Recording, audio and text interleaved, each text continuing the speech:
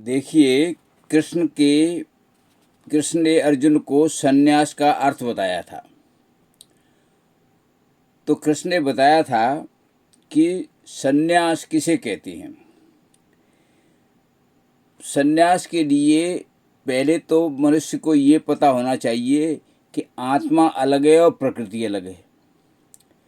आत्मा परिवर्तनशील नहीं है और प्रकृति परिवर्तनशील है, और हम आत्मा हैं। अगर इस तरह का ज्ञान होगा, ऐसा ज्ञान होने पर प्रकृति को प्रकृति के ऊपर छोड़ दो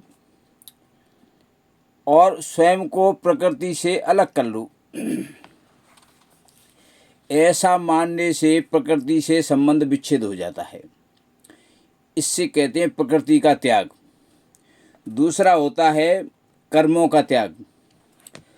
कर्मों का त्याग भौतिक रूप से कार्य करने को छोड़ना कर्मों का त्याग नहीं होता है, बल्कि कर्मों का त्याग वास्तविक ये होता है कि कर्म करते रहो, लेकिन उससे कर्म से और कर्म फल से आसक्ति नहीं होनी चाहिए और कर्म करने का अहंकार नहीं होना चाहिए। इनका त्याग होना चाहिए।